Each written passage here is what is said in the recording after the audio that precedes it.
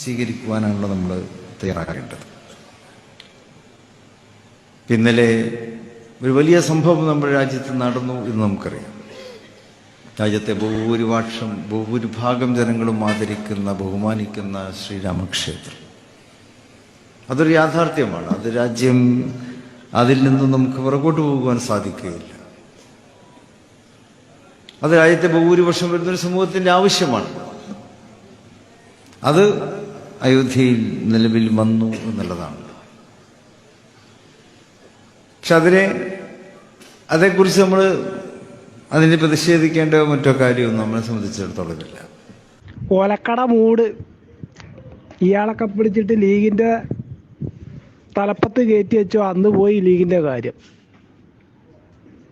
എന്തും വിളിച്ചു പറയാൻ RSS ആസനം നക്കാനല്ലാണ്ട് ഇയാളെ കൊണ്ടൊക്കെ എന്തെങ്കിലും പറ്റുമോ? നാട്ടിലെ ജനങ്ങളെ തമ്മിലടിപ്പിക്കാൻ എന്നും കച്ചകെട്ടി നടക്കുന്ന RSS BJP സംഘപരിവാർ ശക്തികൾക്ക് ഇപ്പോഴിതാ മുസ്ലിം ലീഗിൻ്റെ പൂർണ്ണ സപ്പോർട്ട് കൂടി ലഭിക്കുന്നു. പ്രത്യേകിച്ചും കേരളത്തിലെ ഇടതുപക്ഷ സർക്കാരിനെ തകർക്കുവാൻ വേണ്ടിയിട്ടാണ് മുസ്ലിം ലീഗിൻ്റെ ഈ ഒരു ശ്രമം എന്നത് വ്യക്തമാണ്. രാമക്ഷേത്രം ബഹുഭൂരിപക്ഷം വരുന്ന സമൂഹത്തിൻ്റെ ആവശ്യം, അതിൽ പ്രതിഷേധിക്കേണ്ടതില്ല എന്ന് ഇപ്പോൾ മുസ്ലിം ലീഗ് കേരളത്തിലെ ഒരു പൊതുപരിപാടിയിൽ വ്യക്തമാക്കിയിരിക്കുകയാണ്. ഇതുവരെയും നേരം വെളുക്കാത്ത ഒരു പാർട്ടിയുടെ നേതാവ് തന്നെ ഇത് പറയണം എന്നാണ് സോഷ്യൽ മീഡിയ പറയുന്നത്. സാദിഖ് അലി ശിഹാബ് തങ്ങൾ ഇത്തരത്തിൽ ഒരു കാഴ്ചപ്പാട് മുസ്ലിം ലീഗിന് വേണ്ടി സംഘപരിവാർ ശക്തികളോടൊപ്പം നിന്നുകൊണ്ട് മുന്നോട്ട് വയ്ക്കുമ്പോൾ ഇതിനെതിരെ മൂരിക്കുട്ടികൾ എന്തുകൊണ്ട് ഒരക്ഷരം പോലും മിണ്ടാതിരിക്കുന്നു എന്നതാണ് സോഷ്യൽ മീഡിയയിലെ പ്രധാനപ്പെട്ട ചോദ്യം.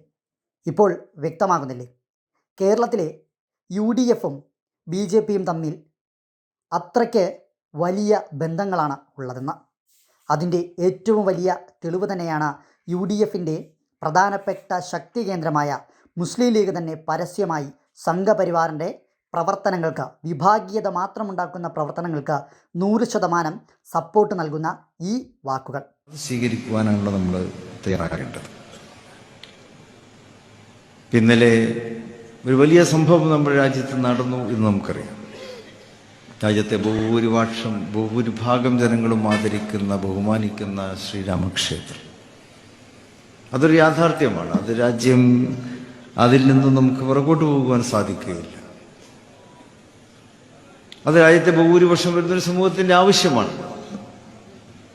അത് അയോധ്യയിൽ നിലവിൽ വന്നു എന്നുള്ളതാണ്. പക്ഷെ അതേക്കുറിച്ച് നമ്മൾ അതിനെ പ്രതിഷേധിക്കേണ്ട മറ്റോ കാര്യവും നമ്മളെ സംബന്ധിച്ചിടത്തോളം ഇല്ല. ഓലക്കട മൂട് ഇയാളൊക്കെ പിടിച്ചിട്ട് ലീഗിൻ്റെ തലപ്പത്ത് കയറ്റി വെച്ചോ, അന്ന് പോയി ലീഗിൻ്റെ കാര്യം എന്തും വിളിച്ചു പറയാൻ RSS ആസനം നക്കാനല്ലാണ്ട് ഇയാളെ കൊണ്ടൊക്കെ എന്തെങ്കിലും പറ്റുമോ? കൂടുതൽ വാർത്തകളിലെ വസ്തുതകൾക്ക് ദി വിറ്റ്നസ് സബ്സ്ക്രൈബ് ചെയ്ത് ഫോളോ ചെയ്യുക.